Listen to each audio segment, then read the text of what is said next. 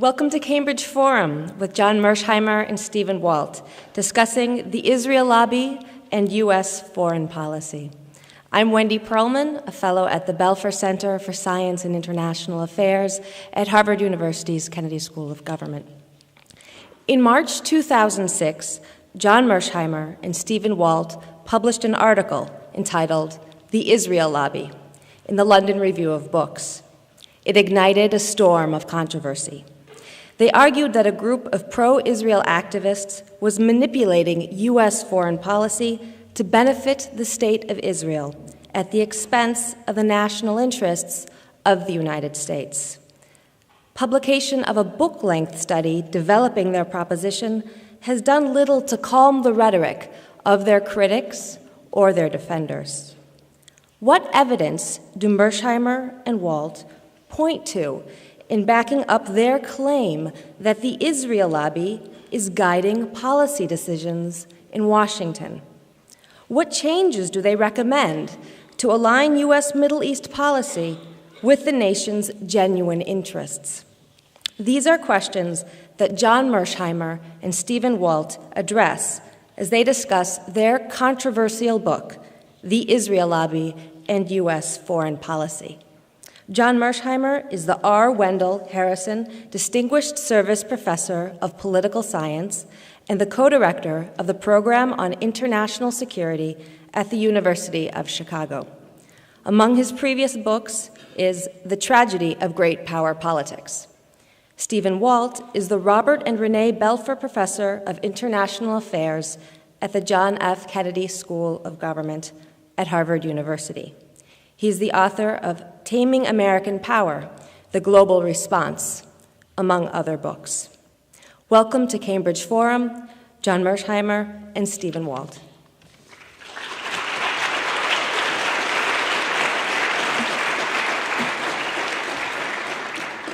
Thank you, Wendy, for that very nice introduction, and thank you all for coming this evening. If our topic tonight were America's energy policy, you'd expect me to discuss the political activities of oil companies. If the subject was gun control, it would not be controversial for me to examine the role of the National Rifle Association. But if the topic is Middle East policy and you bring up the Israel Lobby, you're grabbing the third rail with both hands. Now, this is partly because some pro-Israel groups are quick to attack anyone who questions the policies that they advocate. But it's also because this entire discussion takes place in the shadow of centuries of anti-Semitism, and that history shapes how people think about this issue.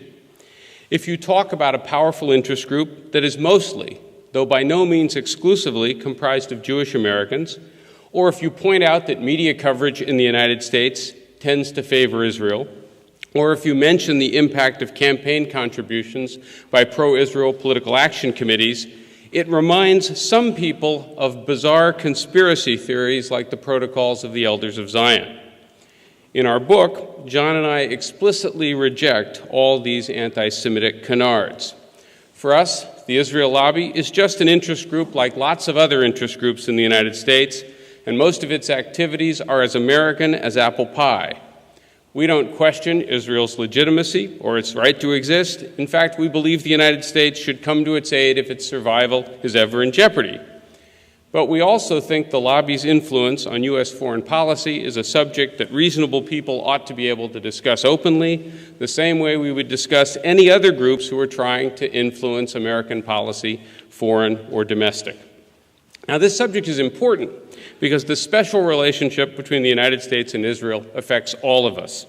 Israel is the largest recipient of U.S. economic and military aid, getting about $500 per year for each Israeli citizen, even though it is now a prosperous country with a per capita income that is 29th in the world. Moreover, it gets this aid even when it does things that the United States opposes and that tend to generate anti-American sentiment, like building settlements in the occupied territories. Israel gets consistent diplomatic support from the United States, and it's rarely criticized by American officials, and certainly not by anyone who's running for high office. The question's why. Now, the usual answer is that Israel is a strategic asset and a democracy that shares our values. But those arguments can't explain why we give it so much help and with so few strings attached. Israel may have been a strategic asset during the Cold War, but the Cold War is now over. Today, providing unconditional support is not making the United States more popular or making American citizens more secure. So the strategic argument isn't convincing. It's true that Israel's a vibrant democracy, but the status of its own Arab citizens and its 40-year campaign to colonize the West Bank is sharply at odds with American values. My point, by the way, is not that Israel acts worse than other countries, only that it doesn't act significantly better. And so one cannot justify unconditional support by saying that Israel's behavior is somehow exemplary. There is, in our view, a strong moral case for Israel's existence, based on the long history of anti-Semitism, but past crimes against the Jewish people do not justify giving Israel a blank check today. So what really explains Israel's privileged position? In our view, it's primarily due to the Israel Lobby. The lobby is a loose coalition of groups and individuals that works openly to influence American foreign policy in a pro-Israel direction. It includes organizations like AIPAC, the Anti-Defamation League, Christian groups like Christians United for Israel, think tanks like the Washington Institute for Near East Policy, publications like the Weekly Standard or the New Republic. And this is a broad definition, but if you think about it, most interest groups in the United States have lots of different components to them. The environmental movement isn't just Greenpeace or the Sierra Club. It also includes think tanks, sympathetic academics, and journalists, just like the pro-Israel movement does. Like other interest groups, the Israel Lobby is not a cabal or a conspiracy, and the groups and individuals in it don't agree on every issue. But they do agree on wanting to preserve the special relationship. Final point here, the lobby is not synonymous with Jewish Americans. Many Jewish Americans don't support the lobby's positions, and groups like the so-called Christian Zionists aren't Jewish. The lobby is defined by its political agenda, not by ethnicity or religion. Like other special interest groups, the lobby works in two main ways. First, groups like AIPAC exert influence inside the Beltway by helping get allies appointed to key positions in the government and by giving politicians clear incentives to adopt positions that they favor. For example, by steering campaign contributions towards pro-Israel candidates and away from candidates who aren't. The lobby's influence, of course, is no secret. AIPAC was ranked the second most powerful lobby in Washington in a 2003 survey of congressmen and their staffs, and Bill Clinton said it was, quote, better than anybody else lobbying in this town. Newt Gingrich called it the most effective general interest group across the entire planet, and former Congressman Lee Hamilton, who served for 34 years, said there's no group that matches it. They're in a class by themselves. Former Senator Fritz Holling said, as he was leaving office, you can't have an Israel policy other than what AIPAC gives you around here. And that's why Israeli Prime Minister Ehud Olmert said AIPAC was, quote, the greatest supporter and friend we have in the whole world, and Jeffrey Goldberg of The New Yorker called it a leviathan among lobbies. Now, of course, it's not just AIPAC, but it's also a number of other groups and individuals, including, as I've mentioned, a subset of the Christian evangelical movement. The second strategy is to try and shape public discourse and American perception so that Israel is viewed favorably by most Americans. Pro-Israel think tanks and commentators produce a steady diet of op-eds, articles, books, and media appearances intended to shape these perceptions and influence policy. Media commentary in the United States tends to be pro-Israel, and there's simply no equivalent in the United States to Israeli journalists like Akiva Elder, Gideon Levy, or Amira Haas, who are frequently critical of Israeli policy. My point is not that these critics are always right and that pro-Israel pundits are always wrong. My point is that voices like theirs are almost entirely absent from mainstream media in the United States. But even so, various pro-Israel watchdog groups monitor media coverage, organize boycotts and demonstrations against news agencies that publish or broadcast anything critical of Israel. And there's numerous examples of this taking place. Finally, last but not least, efforts to stifle criticism often include smearing critics by accusing them of being anti-Semitic. After former President Jimmy Carter published his book, Palestine, Peace Not Apartheid, last year, Martin Peretz of the New Republic said, quote, "Carter will go down in history as a Jew hater." A critic in the Washington Post compared Carter's views to those of David Duke's.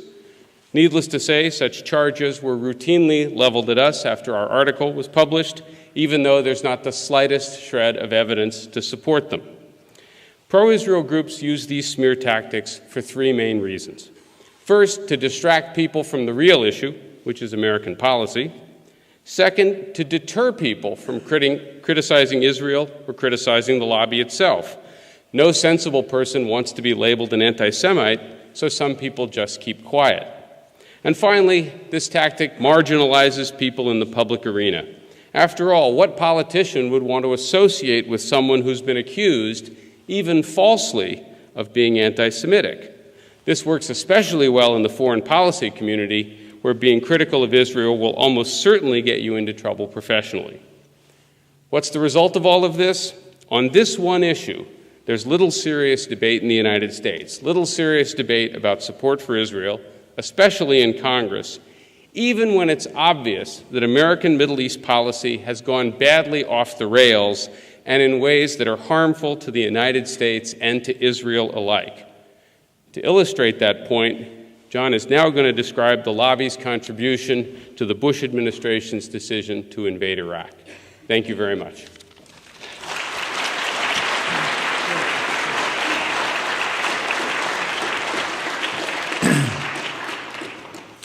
Steve has made the case that there is a powerful lobby out there and that it influences U.S. Middle East policy in profound ways. I will take that analysis a step further and argue that its influence has been largely negative. In a nutshell, our argument is that the lobby, working with Israel itself, has pushed U.S. Middle East policy in ways that are not in the American national interest, and I might add, not in Israel's interest either. I will focus on one case, the role of Israel and the lobby in the run-up to the Iraq War. There are 4 other cases that we cover in the book, but which I will not deal with because of time considerations. Number 1 is U.S. policy towards Israel's policies in the occupied territories, 2, U.S. policy towards Iran, 3, U.S. policy towards Syria, and 4, U.S. policy during the Lebanon War in the summer of 2006.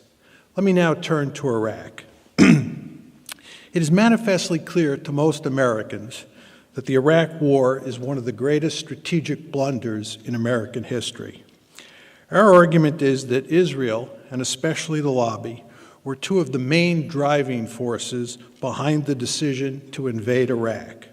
It is hard to imagine that war happening in their absence.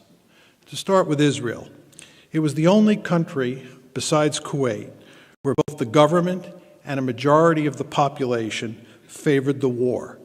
The Israeli government, to include Prime Minister Sharon, pushed the Bush administration hard to make sure that it did not lose its nerve in the months before the invasion. Other influential Israelis, like former Prime Ministers Ehud Barak and Benjamin Netanyahu, also implored the United States to take down Saddam. In fact, Israel was pushing so hard for war that its allies in the United States warned Israeli officials to damp down their rhetoric, lest it be seen as a war for Israel. I might also add that President Clinton said in 2006 that every Israeli politician I knew thought that Saddam was so great a threat that he should be removed even if he did not have WMD. The Israeli public was also solidly behind the war. According to a February 2003 poll, that's 1 month before the war started, 77.5% of Israelis said that they wanted the United States to attack Iraq. One sometimes hears the argument, as I'm sure many of you have, that Israel opposed the Iraq War and actually favored attacking Iran instead. There's no question that in early 2002, when the Israelis got wind that the Bush administration was thinking about attacking Iraq, that key Israeli officials went to Washington and made it clear that they thought that Iran was the greater enemy and that the Bush administration should focus on Tehran, not on Baghdad. It is important to emphasize, however, that Israel was not opposed to the U.S. toppling regimes in Iraq or Syria, two countries that Jerusalem considers mortal enemies. Israel simply wanted the United States to deal with Iran first. But once the Israelis realized that the war party intended to deal with Iran after it finished the job in Iraq, the Israelis enthusiastically embraced the idea of invading Iraq. Thus, between early 2002 and March 2003, the Israelis put significant pressure on the Bush administration to make sure it chose war over diplomacy with Iraq, while reminding Washington at various points along the way not to forget that Iran must come after Iraq. I might add that there is no evidence that Israel warned the United States that Iraq would turn into a quagmire. Indeed, the Israelis thought that Iraq would be a cakewalk, which is why they were confident that the U.S. would be free to go after Iran right after it finished the job in Iraq. Of course, they were wrong. Turning now to the lobby, there is no question that the neoconservatives, one of the core constituencies in the lobby, were the main driving force behind the war. But they were supported by key organizations in the lobby like AIPAC. Now that the war has gone south, it is commonplace to hear Israel's supporters say that the main organizations in the lobby did not push for war. But that is not true. This point is made clear in a May 2004 editorial that appeared in The Forward, a weekly Jewish newspaper based in New York. Reading from the editorial in The Forward.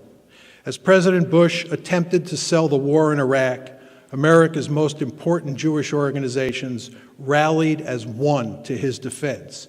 In statement after statement, community leaders stressed the need to rid the world of Saddam Hussein and his weapons of mass destruction. Concern for Israel's safety rightfully factored in to the deliberations of the main Jewish groups. One sometimes hears the claim that AIPAC took no position on the Iraq war and certainly did not advocate it. This is not true either. First of all, this claim fails the common sense test, as AIPAC usually supports what Israel wants, and Israel certainly wanted a war against Iraq. Second, there is hard evidence that AIPAC lobbied for the war. For example, AIPAC's executive director, Howard Kaur, told the New York Sun in January 2003 that one of AIPAC's successes over the past year was, quote, quietly lobbying Congress to approve the use of force in Iraq, end of quote. The neoconservatives, of course, were the main driving force behind the war. They initiated the idea of using force to topple Saddam in two letters written to President Clinton in early 1998. Over the next 5 years, and especially after 9/11, they pushed relentlessly for a war against Iraq. No other group or institution in the United States was seriously committed to invading Iraq over that 5-year period. Indeed, there was significant opposition to attacking Iraq even after 9/11 within the State Department, the intelligence community, and the uniformed military. I might add that there is hardly any evidence that the oil companies and the oil-producing states were pushing for war with Iraq. The neoconservatives are, by their own admission, deeply committed to Israel. In fact, many of them are connected with key organizations in the lobby, like the Washington Institute for Near East Peace and the American Enterprise Institute. Our argument here, it should be emphasized, is not that the neoconservatives or the leaders of the lobby were pushing a war that was in Israel's interest, but not in America's national interest. On the contrary, they believed that invading Iraq was good for both America and Israel. For the neoconservatives and the lobby more generally, what is good for Israel is good for the United States and vice versa. Although the neoconservatives were deeply committed to a war with Iraq, they could not make it happen by themselves.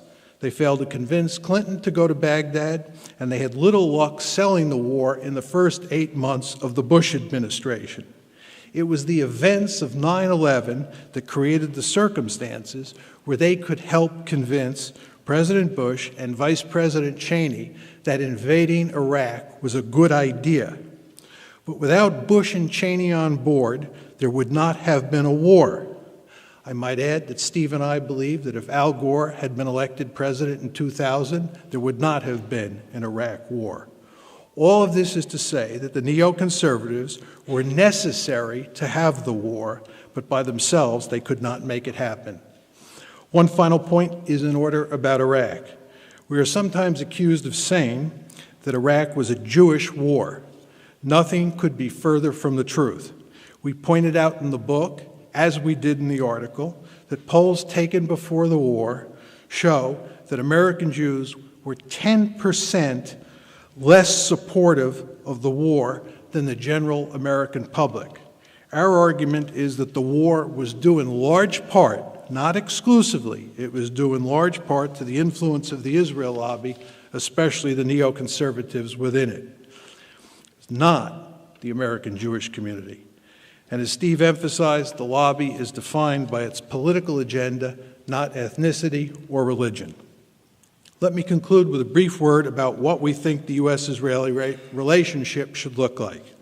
To start, the United States should end its special relationship with Israel and treat it like a normal country.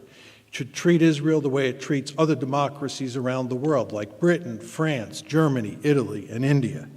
In practice, this means that when Israel is acting in ways that are consistent with the American national interest, Washington should back the Jewish state.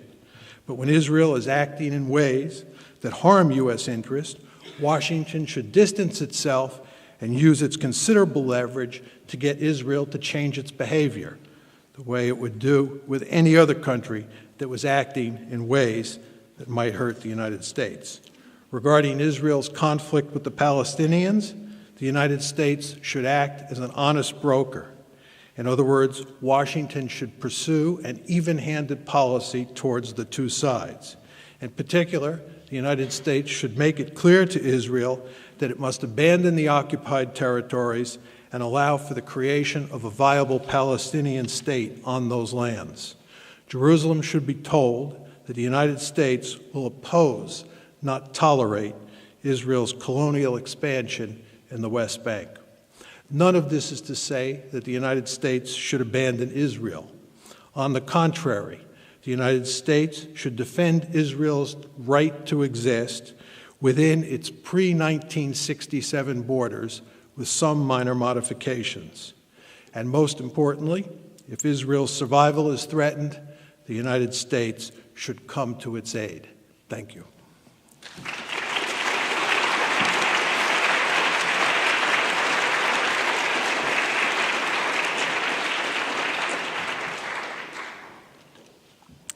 You're joining us at Cambridge Forum, listening to John Mearsheimer and Stephen Walt discussing the Israel Lobby and U.S. foreign policy.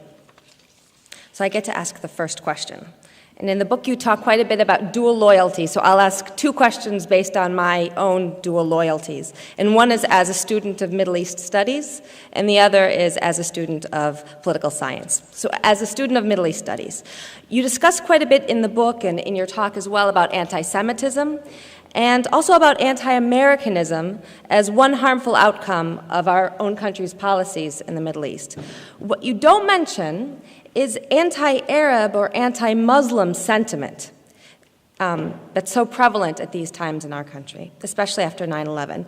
Can you discuss how this anti-Arab, anti-Muslim sentiment relates to the Israel lobby either how it allows it to operate or how people perceive the lobby, or any of the themes that you discuss in the book related to public discourse on Middle East politics and public decision-making. So that's the first question. The second question, which is more about the politics of it, is there's a tension in the book between what you discuss as the legitimate means of the lobby, and we currently say the legitimate means of interest group politics, as Steve said, is American pie, as American as American pie. Between these legitimate means and the destructive outcomes. So looking more largely at American politics, are you saying that there's something gone awry with this American pie? There's something deeply wrong with American politics in terms of the role of money in politics, the failure of separation of powers, the ability of small groups to dictate policy that harms the interests of the majority? Students of political science, this is a classic question of the problem of collective action.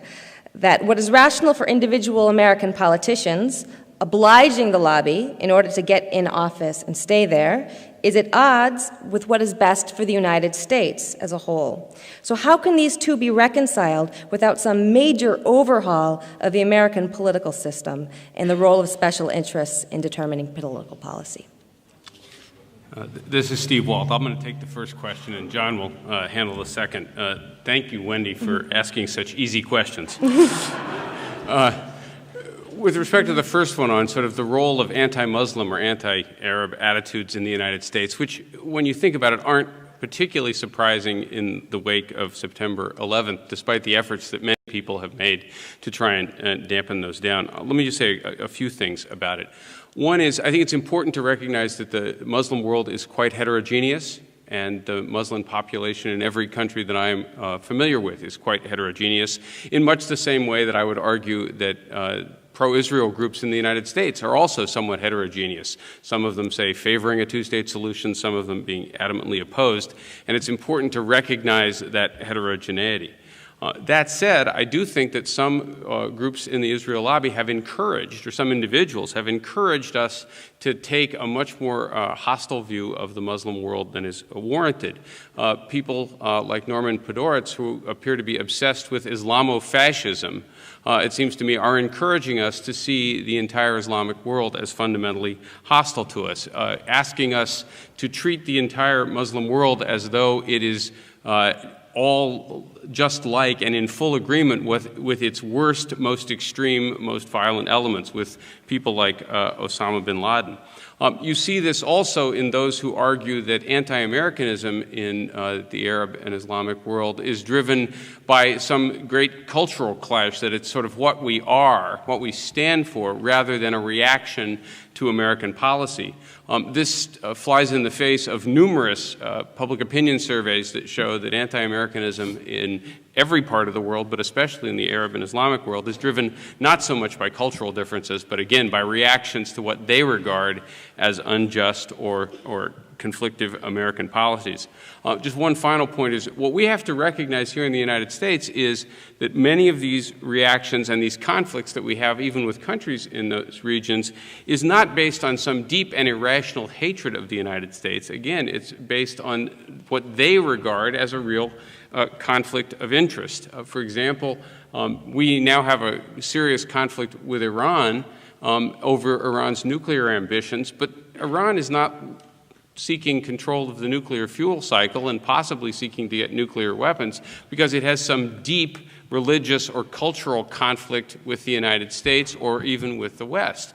If any of us, it seems to me, were in Iran's position, we would be thinking seriously about wanting to have a nuclear deterrent, because after all, the world's most powerful country has declared that it wants regime change in that country. If I were Iran, I would be worrying about my own security, and I'd be thinking about getting a nuclear capability too. I should just add, I think Iran's nuclear ambitions are a problem, and a problem we ought to be addressing, but we ought to be addressing it by seeing it as a conflict of interest, not by assuming that the Muslim world is fundamentally hostile to us, not by assuming that there is some deep cultural clash, not by assuming that they hate us for what we are. Rather, it's much more what we do. This is John Mearsheimer, and I will take Wendy's second question. She pointed out that it seems to be the case that small groups using legitimate political means, seem to have the ability to sometimes produce bad policy outcomes. I think that's true, and I think it's endemic to the American political system, as she hinted in her question. As most of you know, interest group politics have been at the heart of the American political system since the founding of this country. And in any political system where interest groups punch above their weight, what you're going to discover is that small groups of smart and well-organized and well-funded individuals can have an influence on policy that leads to outcomes that would not be the outcome of the body politic at large if it could vote. Let's just take the National Rifle Association and put aside the Israel Lobby. If the American people could vote on gun control, there's no question that we'd have serious gun control legislation in this country. The reason that we don't have serious gun control legislation is because of the power of the National Rifle Association, which is a small and very powerful interest group. And the NRA, by the way, acts in legitimate ways. There's nothing conspiratorial about the NRA. It's not an organization that is acting in an unlawful way. It's playing the game of American politics in the same way that the AARP, the Farm Lobby, the Israel Lobby, and the Cuban Lobby play the game. But I would argue, and I know Steve agrees with me, that the gun control legislation that we don't have in this country is a bad policy outcome. I would argue that the farm policy that we have in this country is a bad outcome, and it's due in large part to the effect of these special interest groups. And Steve and I are basically arguing the same thing about the Israel Lobby. It is pushing policies that we believe are not in America's interest or not in Israel's interest. But it's not because they're behaving like a cabal or a conspiracy or any of this kind of nonsense. It's because they're operating in a political system where sometimes interest groups produce outcomes that are not in the interest of the body politic as a whole. So what can be done about it? Oh, that's exactly, that was my last point. You hit the nail, this is John Mearsheimer again. Wendy hit the nail right on the head again. Nothing can be done about it unless we fundamentally alter the nature of the political system, which is not going to happen. The only thing that would matter on the margins, I think, is campaign finance reform. If we were to publicly fund all elections, it would take some of the power away from all of these interest groups. But I don't think that's going to happen either. So this is going to be the story of the game for the foreseeable future, whether you're talking about the NRA, the AARP, or the Cuban Lobby. This is Steve Walt. I would just add to what John said, that we do think in sometimes you can correct policies that aren't optimal by getting a more open discussion of them in the body politic, and that's why we wrote this book. Welcome to Cambridge Forum as we continue our discussion with John Mearsheimer of the University of Chicago and Stephen Walt of the Kennedy School of Government at Harvard University, discussing the Israel Lobby and U.S. foreign policy. At this point in the program, we'll take questions from the audience. Please line up, as many of you already have, at the microphone. No speeches, please, no long comments. Please be concise in respect for the many other people who also have questions. Thank you for this program. Could you move a little closer to the As Winston Churchill said that Britain does not have permanent enemies or friends, only permanent interests. So the question is this the interest of so-called quote-unquote empire? Of course it's not. This is the interest of Israel that is pushed upon United States. That if you follow us, we are going to get rid of, everyone said otherwise. So what is their policy? I think it should be clearly said that people don't be confused. For example, this slogan of no blood for oil, I think is totally wrong, and the emphasis is totally wrong because what they have. Third question, please. The interest is, I have to explain a little bit. Israel wants to divide, to draw the map of the Middle East. And the first thing is that Iran, as you said, they have in mind is Iran that divide. You can move it to a question now, please. Excuse me. I mean, this is what's the purpose of that? No. It's a time for question and answers. American people must be strong and stay opposed to this policy and ask the government to discard this policy and do not wage another war. This is the interest of Israel, instead of Israel. No, please, will you ask your question?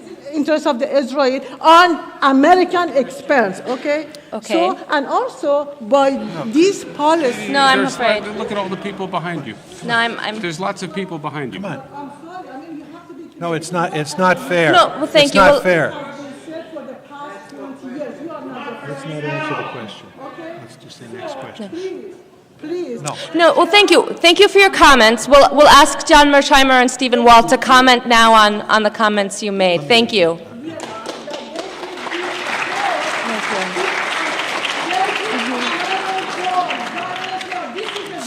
John and Steve, would you like to comment at all on? No, I think we should go to the next question. Okay, terrific. My question ends in a question mark.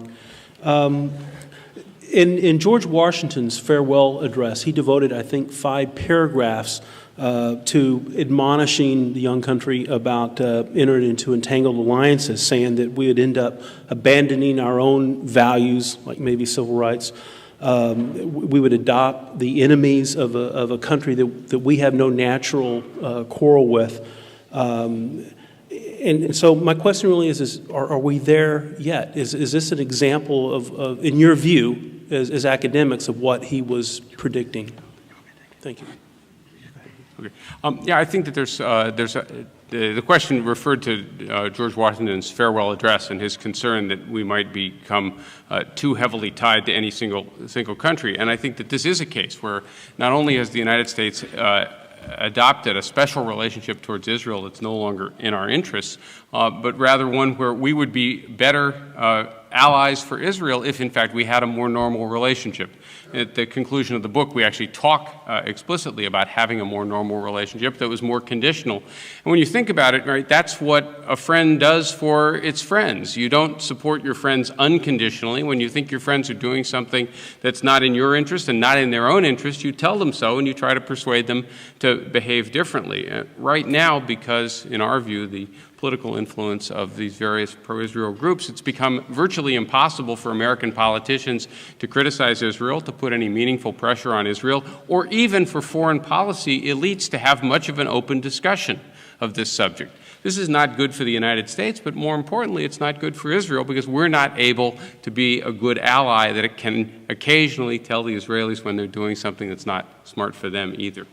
Just one very quick addition to this, tying my comment back to Wendy's original question about interest groups. Not only is America a country where interest groups have been embedded in the political process from the beginning, but it's an immigrant culture. And what we have coming into the country over time are large numbers of different immigrant groups. And those immigrant groups invariably, when they get to the United States, form interest groups and weigh in the political process. And one of the most interesting stories that's been in the newspapers recently, I'm sure many of you have seen this, is how the Indian American lobby is beginning to imitate AIPAC and push the United States in a pro-India direction in ways that AIPAC pushes the United States in a pro-Israel direction. So again, Wendy, I don't think this process is going to end anytime soon. Thank you for your book. I have 2 questions. First one is, much of your analysis has been true for some decades. So my question is, why now are you writing this book? I mean, I understand that it's in overdrive now, the pro-Israel lobby's impact. So that's my first question.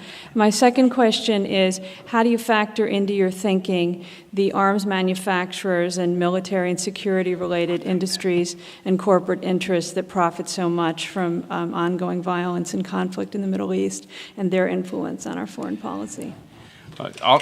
This is Steve Walt. I'll take the first one. John gets the easy question. We didn't write the book 20 or 30 years ago because we're not that old. But more importantly, we began thinking about America's position in the Middle East like many other Americans in the aftermath of September 11th. Both of us had written on Middle East topics at various points in the past, but we began to focus a great deal on it, and one of the things we realized pretty quickly was that our policy was being heavily driven by the power of groups like AIPAC and others, and that we were not going to be able to have a more effective Middle East policy that might attenuate some of the problems we were facing if we didn't start to address that. And we decided that we would write this because we were in positions where we thought we could do so and actually get a reasonably fair hearing. So that's why we did it, and that's why we did it now. With regard to the influence of arms merchants, or what's sometimes called the military-industrial complex, and corporate interests, and here we're talking about oil, it seems intuitively plausible when you think about U.S. foreign policy in general and U.S. Middle East policy in particular, that the military-industrial complex and the oil companies and the oil-producing states must be driving the policy. It's hard to believe that they're not at least as powerful as Israel and the Israel Lobby, if not more powerful. But if you look at the general policy of the United States in the region, it's very hard to see where the oil companies are influencing it in major ways, as hard as that may be to believe. And in fact, I think you could make an argument that if the oil companies and the oil-producing states were driving U.S. Middle East policy, we would have a fundamentally different set of policies. First of all, we would not have invaded Iraq because, as you know, the oil companies want to jump in bed with Saddam Hussein and make money. The oil-producing states, save for maybe Kuwait, were not pushing for this war at all. In fact, they were trying to discourage the Bush administration from going to war. With regard to Iran, the oil companies are not clamoring for us to use military force against Iran. Again, they just want to make money, and if anything, they'd be calling for ending sanctions against Iran. With regard to the Israeli-Palestinian conflict, I think if you could take away the Israel lobby and put the oil-producing states and the oil companies in charge of American foreign policy, you would see that we do a 180-degree switch on our policy towards the Israeli-Palestinian conflict. So I just don't see much interest there. My final point on this is that both Steve and I are realists, and we've developed all these theories over the years which are consistent with the argument that American foreign policy is based on geostrategic considerations like oil. So we have a vested interest in believing that oil and economic considerations and geopolitical considerations of a broader sort are driving this, not the Israel lobby. But the fact of the matter is, when you look at the Iraq War, as I said in my formal presentation, and when you look more general at U.S. Middle East policy, it's just very hard to see that corporate interests and the military-industrial complex have much influence. My question has to do with what may be a contradiction in what you said and ignoring certain realities. You have stated, I mean both of you, or one of you, you have stated that the United States should come to the aid of Israel if Israel was in danger. But to the credit of both current and the past president of Iran, they were telling the truth. They were not like Hitler, which are unfairly accused, because Hitler tried to conceal what he intended to do. Both presidents of Iran stated very clearly and honestly, to their credit, that Israel should be destroyed. Moreover, there was a clear statement that they are willing to sacrifice 20 million Muslims to destroy Israel. You ignored that question because you said if Israel is in danger. Moreover, they stated one bomb will finish off Israel, probably 3 bombs. But anyway... Your question, sir, please. Yes. So my question is, do you see the contradiction between you saying America should come to Israel's help and this? And I also have a question about the Congress, which you treat as pushovers of the lobby, as bunch of idiots or corrupt people who sell America's Israel to a lobby. Thank you. I'll take the second. Okay. With respect to the first question, is Israel really in jeopardy? First, I would remind everybody that Israel has the strongest conventional army in the Middle East, and it has several hundred nuclear weapons of its own.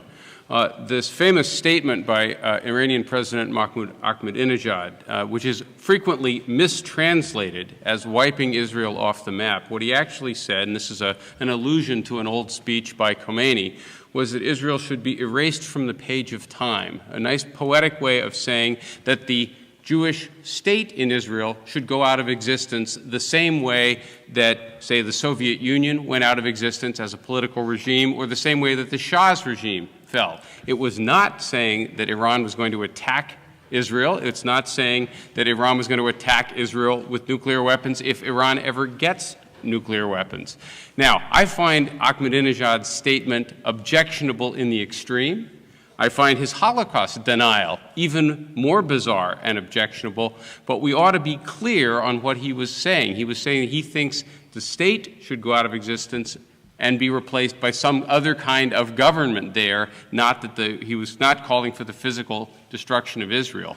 And by the way, I have seen no evidence that any Iranian, even if they had nuclear weapons, wants the entire Iranian society to commit suicide, which is what an attack on Israel would entail, given Israel's own nuclear deterrent and given the fact that we are allied with Israel and we have thousands of nuclear weapons of our own. So I do not believe Israel's security and survival is in jeopardy. Like all countries, Israel has some security problems, but they are, I think, completely manageable security problems, and if Israel's survival is ever in jeopardy, as John and I already said, then the United States should come to its aid.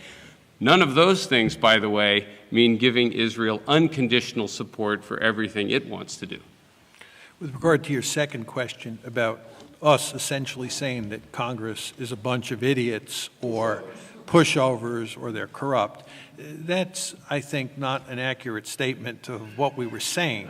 Our argument is that in a system that privileges interest group politics, you're often going to find cases where powerful interest groups force legislators on Capitol Hill to sign on to policies that they otherwise would not sign on to. Hello, I have been in print and in speech highly critical of Israel policy. So I would like that to be known so that later on, after I'm done with my question, you don't assume that I'm part of the Israel lobby speaking to you. But I'm speaking as a journalist and as somebody, let's say, who's involved in observing political science. And I'm amazed by I have no other way of putting this, very sloppy process of research and analysis that you have employed both in your book and here tonight, which skips over volumes and volumes of research and analysis to connect the war in Iraq with a $100 million lobby that supports a $4 billion investment on part of U.S.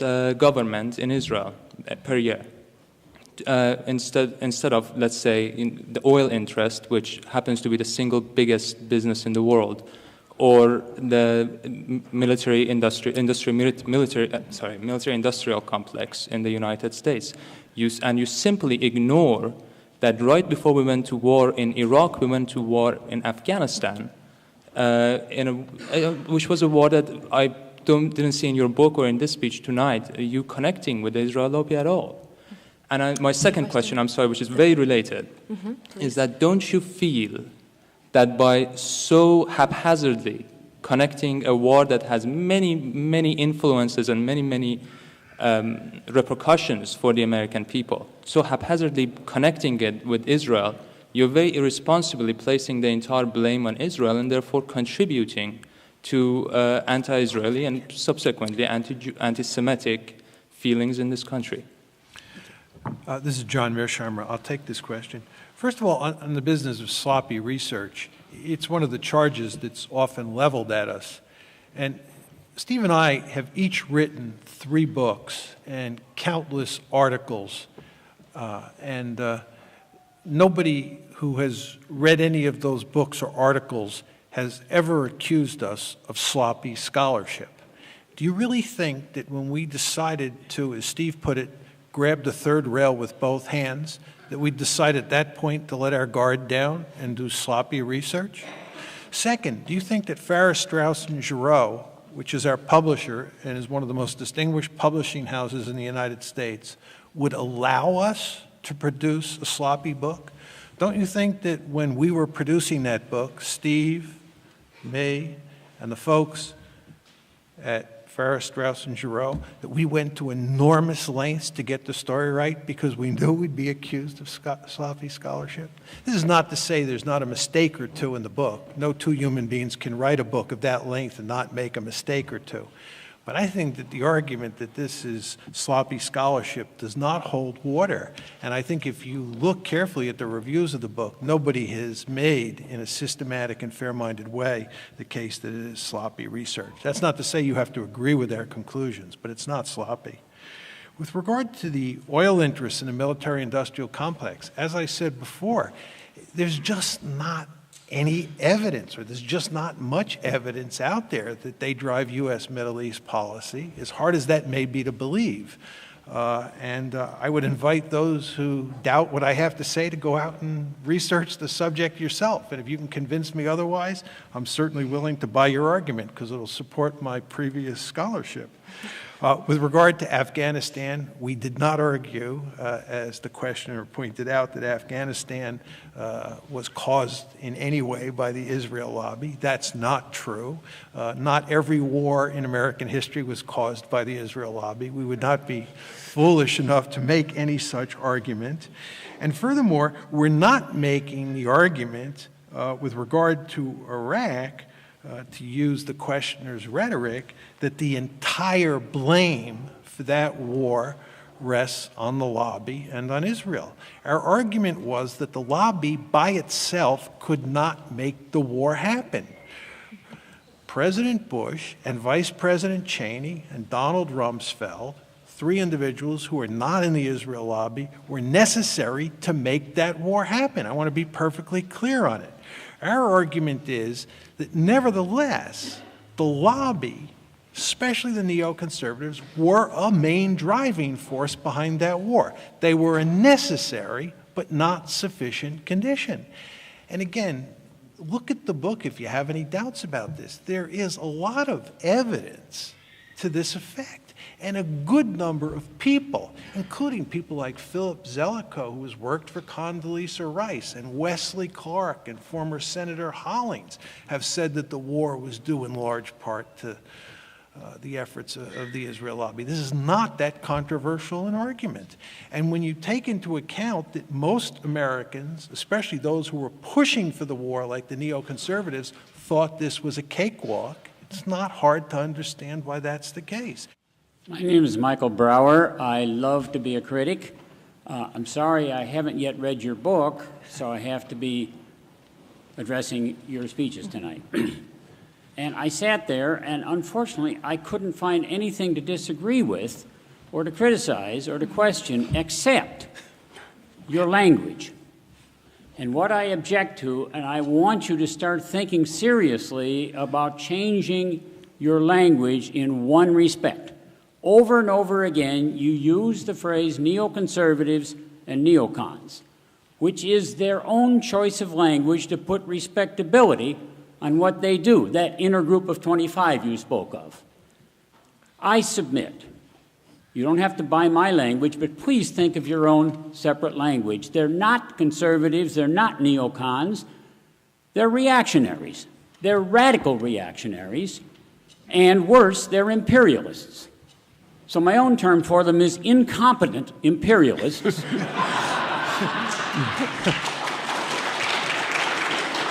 And radical reactionaries. There's very little we can do, you say, given the interest group politics of the United States. Well, one thing we can do is get our language straight and not get sucked in by them. One last point is, why do you say Colin Powell didn't support this war? I sat and watched his magnificent speech to the UN, and he almost convinced me. Thank you. You want to take Colin Powell? I'm not sure what this is Steve Walt. I'm not sure how to respond to that. I don't think I'm going to abandon the label neoconservative, even though I accept the fact that they are not conservative, they're radicals. But certainly the track record of the foreign policy they have produced to date validates the use of the term incompetent. And the most amazing thing is, given the track record, the results they have achieved over the last 5 or 6 years, what I find truly remarkable is that anyone is taking their advice seriously on other things like what to do about Iran. Just very quickly on Colin Powell, this is John Mearsheimer speaking. He clearly thought the war was a bad idea, but once President Bush, who was his boss, decided for war in early January and told him that a war was in effect going to happen, he went along as a good soldier. One can argue that that's right or wrong, but I think that's effectively what happened. Hi, my name is Zinovi Weyman, and I know, and it's written in many books, that every people, every country deserves their government, especially here in this country, which is an elected government in the independent democracy of the United States. By the way, Israel is not an independent democracy. So are you planning, or have you done, asking American government, it's a mammoth project, but you can ask the members of the government, did Israeli lobby, as you outline in your book, was instrumental in their decision to go into war? It's one question. Quickly, sir, please. Voltaire once wrote, if Jews would have their state, ever get their state, they would sell it.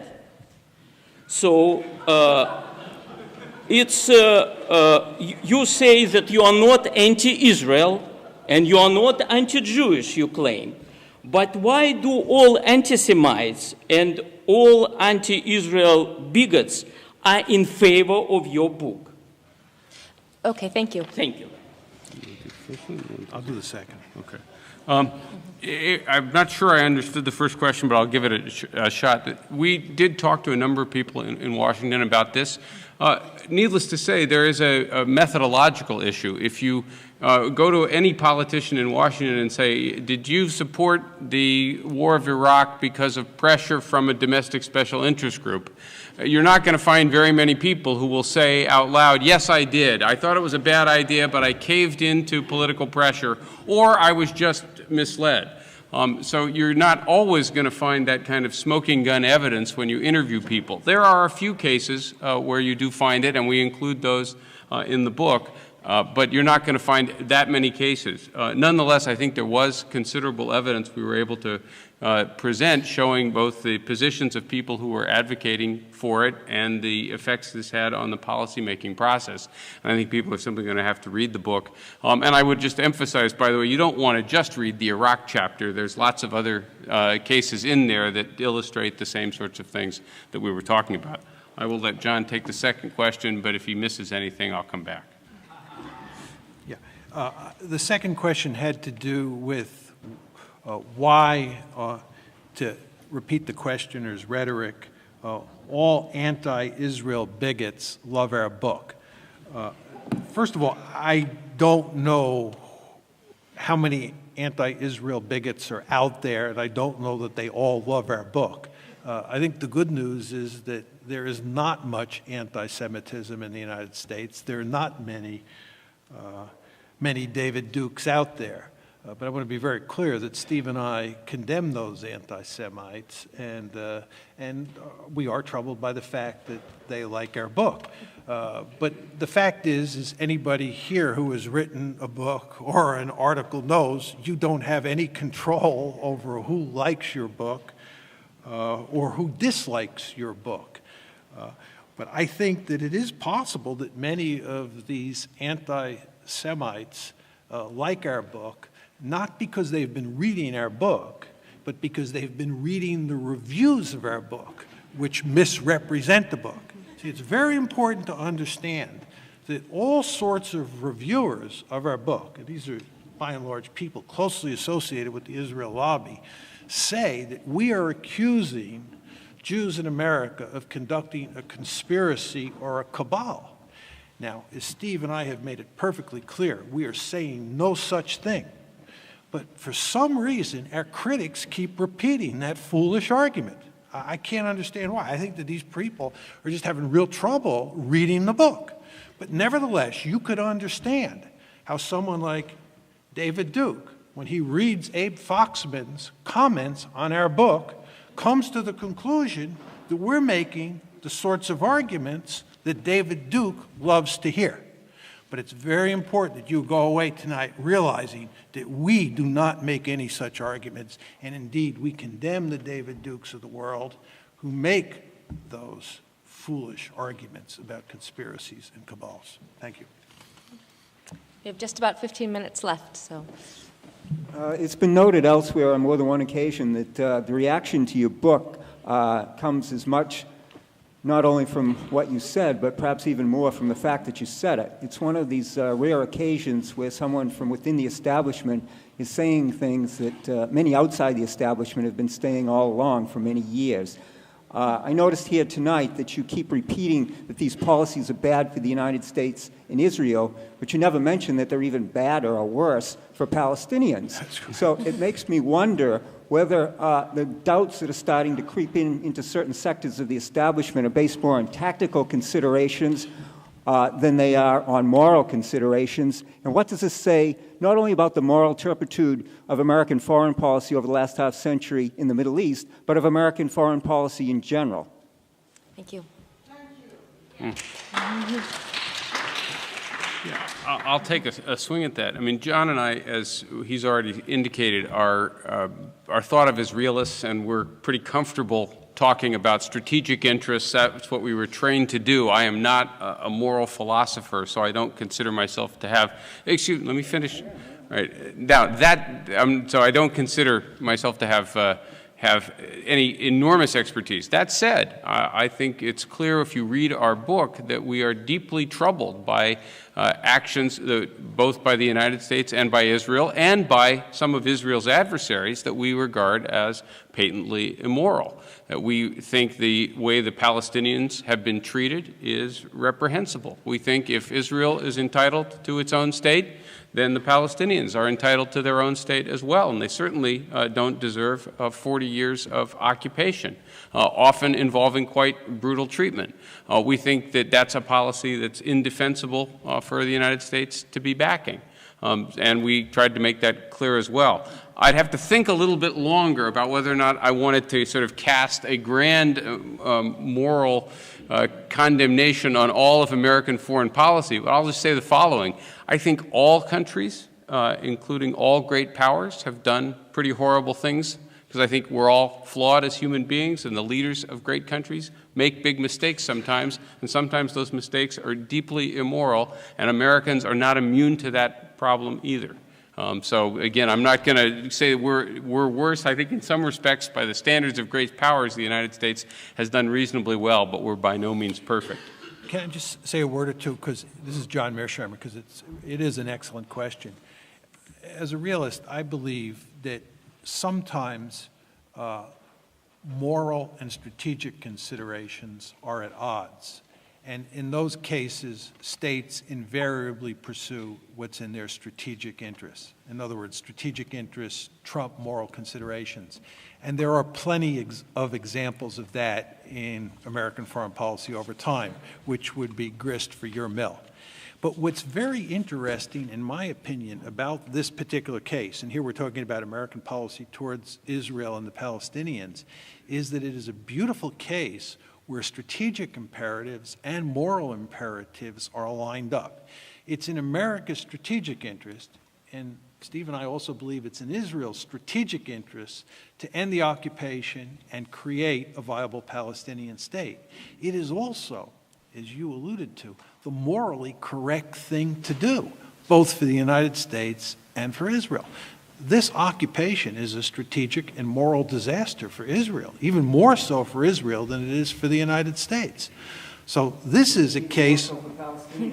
Yeah, I was going to get to that. You're 100% correct. You're 100% correct on that. Thank you.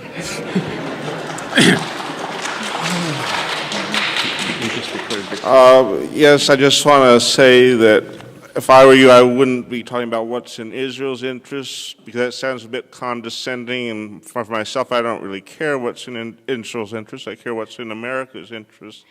And the thing is that why are we concerned about Iran now? I mean, why not just let Israel be concerned about Iran? They're the one, they claim that Iran is a threat to them. Why should we have any concern for that? Why should we have any concern for ensuring Israel's existence? I don't see why that's any of the United States' business or why it helps the United States to ensure Israel's existence. And do you favor withdrawing funding for Israel so we have more money here for our own domestic needs? I'll take part of that question. This is Steve Walt, and John will take the parts I leave out. I think I'm going to leave the Iran question.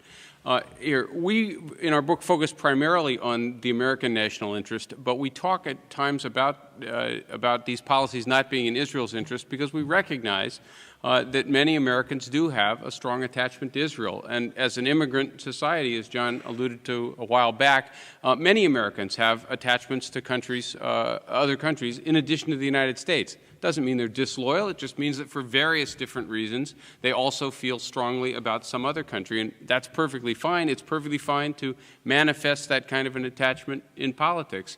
And what we want people who are ardently attached to Israel, as well as being loyal to the United States, to think about is whether or not the policies that some of them have been advocating have been good for Israel. Right? We can make the arguments that they've not been good for us, but we also believe that they've not been good for Israel as well, and we want to plant that thought in people's minds, and again, make that part of the conversation as well. On the question of American support for Israel, I think it ought to be conditional on Israeli politics. They don't need the support nearly as much as they might once have needed it. One could argue how much it was ever needed, but as I indicated in my remarks, Israel is now a relatively prosperous country, and it will be even more prosperous once it has a final peace settlement with the Palestinians and with the rest of its neighbors. So it no longer, I think, needs the $3 to $4 billion a year that it gets as aid from the American taxpayer, and I would like to see that gradually decline. Not cut it off instantly, but I would like to see it gradually decline over a period of years as part of, again, a final peace settlement there. This is John Mearsheimer. With regard to the question on Iran, the United States would care about Iran acquiring nuclear weapons even if there was no state of Israel. And there are two reasons for that. One is that we care greatly about nuclear proliferation. In particular, we care greatly about limiting nuclear proliferation. You all remember in May 1998, when India and Pakistan tested nuclear weapons, the United States effectively went bonkers. We did not like this at all. So the fact that we care about nuclear proliferation means that we would worry about what Iran is up to, regardless of whether or not there was a state of Israel in the system. Secondly, we would care because the Middle East or the Persian Gulf is an area of great strategic interest to the United States, and the United States cares greatly about the balance of power in that region. And there's one state that we worry about more than any other one, and that's Iran, because it is the only state in the Gulf that has the potential to become a regional hegemon, and the United States does not want that to happen.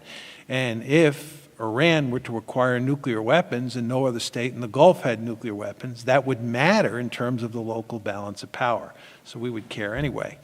Where Israel really comes into play on the Iranian nuclear issue is that both the state of Israel itself and large portions of the lobby are the main driving forces behind using military force to deal with the Iranian nuclear problem. This is a situation that's somewhat analogous to what we saw in the run-up to the Iraq War. It's basically the same cast of characters who are pushing for going to war against Iran, who are pushing for going to war against Iraq. And I believe that if you could take Israeli pressure and pressure from the lobby, especially the neoconservatives, out of the equation, there would be very little talk in the United States today about using military force against Iran, and that would certainly be all for the good. My name is Mark Sersnaki. I'm from Norwood. I'm a naturalized American citizen. And the reason I reached out for your book is that my son was in Iraq in 2003. And I and my wife spent many a sleepless, agonizing night, just thinking, why he could die. He didn't die. He's now out of military. So thank you for this book, gentlemen. But I have one practical question. I'm an engineer, by the way. In your conclusions, you ask a fundamental question: what needs to be done? And I'm asking you as a citizen, how should I vote? Because if I have to choose between Rudy Giuliani and Norman Podhoretz and Hillary Clinton, I see it's hopeless. It's hopeless. Our country, I don't want to make a statement, but our country is losing moral compass. If we look at these atrocities which were committed, and we see what's going on, tell me, please, how should I vote? Thank you.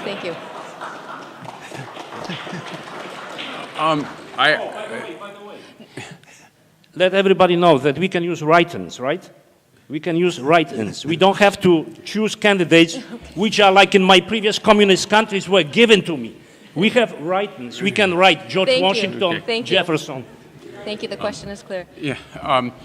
I'm tempted, given some of the reactions to our book, to endorse the candidate I want not to win, and hope that gets that particular candidate in trouble. I'm actually not going to endorse a candidate. I don't know if John's going to want to or not, but I think if the argument of our book is basically right, it's not going to matter which of the, let's call the mainstream candidates wins, that American Middle East policy will continue to be heavily shaped by these institutions and organizations until we get a broader range of opinion represented on these subjects and until some of these organizations get a little less influence. Or, and this is what we say in the conclusion of the book, we remind everybody that what we think of as the Israel Lobby is a heterogeneous group of organizations. They agree on wanting to maintain the special relationship, but they don't agree on everything.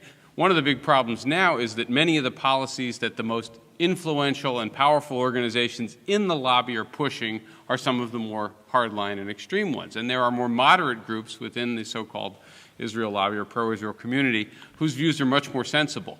There would be nothing wrong with having a politically influential pro-Israel community in the United States if it were pushing politicians to adopt a sensible set of policies.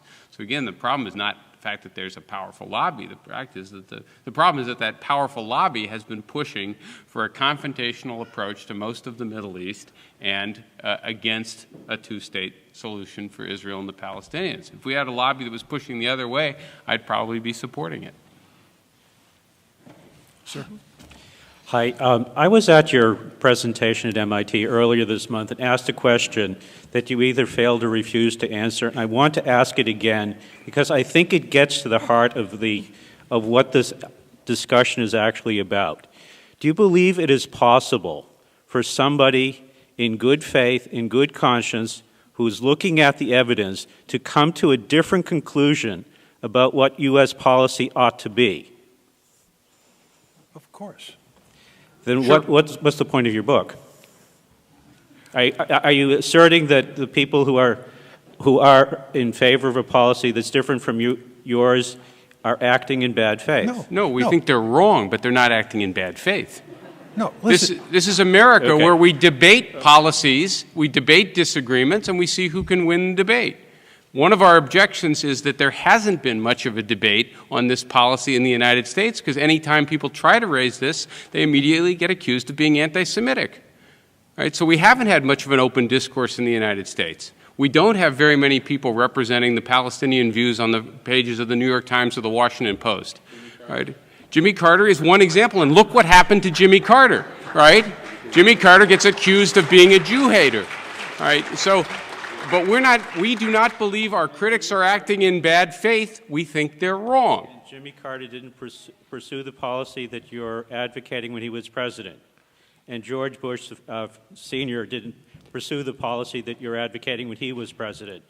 And President Eisenhower didn't pursue this policy. So, but what is your point? The point is that you're claiming that this policy hasn't been pursued, yet at least 3 presidents have tried it. They've all failed. Actually, if you look at Shlomo Ben-Ami's book, Scars of War, Wounds of Peace, he's the former Israeli foreign minister, he points out that the 2 presidents who made the greatest contribution to Israeli-Arab peace were Jimmy Carter and George Bush the Elder. And this is Ben-Ami, not me saying it, he says they were successful in doing this because they were willing to take on the Israel lobby.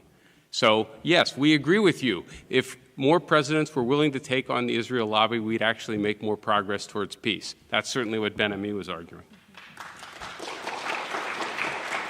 And we're just about out of time, so I think this will have to be our last question. First of all, I'd like a little bit of, can you hear me? I'd like a little bit of clarification.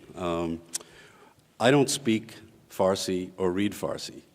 I've read numerous translations of President, I use that term advisedly, Ahmadinejad of Iran, in his comments about wiping Israel off the map. I assume you speak Farsi and read Farsi fluently.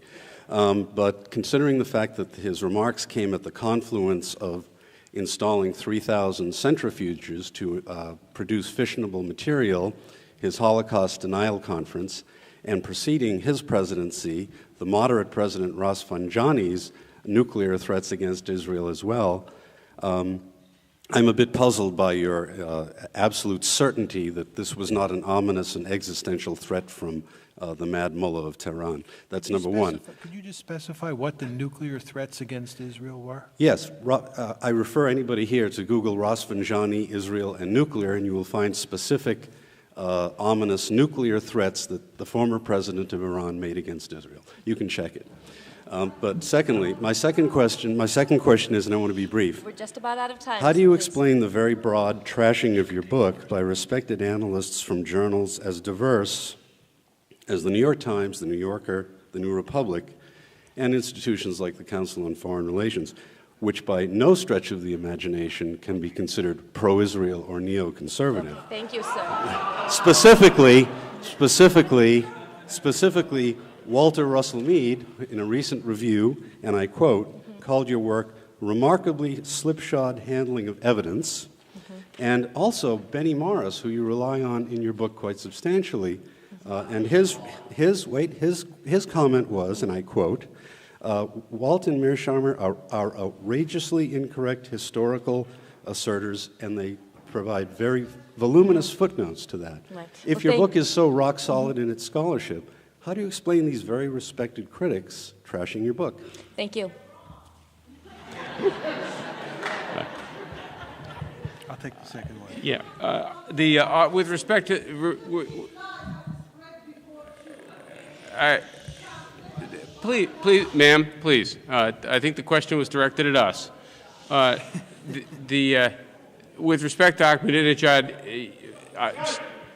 with respect to Ahmadinejad's statement, I stand by what I said earlier. It's in the book, and the sources we used for the correct translation. This was actually heavily debated in a number of places, and I think there's actually no real disagreement about what he actually said. And as I indicated, I found that remark and his Holocaust denial deeply objectionable as well. I already also indicated that I think it's easy to understand Iran's interest in a nuclear capability given the strategic environment that it faces, and I don't think this is based on the ambition to one day launch nuclear bombs at Israel. John's going to take the other question. With regard to the gentleman's comments about the negative reviews of our work in the United States, there's no question that the book has gotten almost universal condemnation here in the United States. And the response to the article, which came out in March 2006, was not much different. First of all, with regard to the article, Steve and I wrote an 80-page response to all the criticisms that were laid out by individuals like Benny Morris, who the questioner referenced in his comments. And for anyone who is interested in reading our responses, you can go to the website that FSG has established for our book. And setting the record straight is there. And I believe we set up and knocked down virtually all of those criticisms, including Benny Morris's. That's, by the way, that's www.israellobbybook.com. Right. So we dealt with the sort of first wave of criticisms. With regard to the more recent ones, anybody who reads our book would predict that we would be clobbered in the United States and that we would get actually quite good reviews outside of the United States. And surprise of surprises, that's almost exactly what's happened. We get clobbered everywhere, or almost everywhere, in the United States. And I would say that we've gotten about 8 major reviews in Britain, and 7 of them are very positive, and 1 of them is so-so, but nothing like the United States. And where is the best, the most favorable review we got? Where did that come from? It comes from Israel itself. It's written by Yuri Avnery, who's actually invited us to Israel, and we plan to go there this spring. It's called 2 Nights and a Dragon, and you can Google it and read it. Furthermore, 2 of the best reviews we've gotten have been in Haaretz, the New York Times of Israel. Daniel Levy's review in Haaretz is long and very favorable. M.J. Rosenberg has also written a piece in Haaretz that is very favorable. What's really remarkable here is that this book has been received much more favorably in Israel, which is not to say that everybody in Israel agrees with it. And to go back to a previous questioner, we didn't write the book because we expected everybody to roll over and say, we agree with John and Steve, end of story. We wrote the book to generate a discussion, to generate debate. And the fact that people disagree with us is fine. But again, to get back to the reviews, what is truly remarkable here is that we get slammed at every place in the United States, and we get treated very differently overseas. And you, of course, all know the reason: the lobby.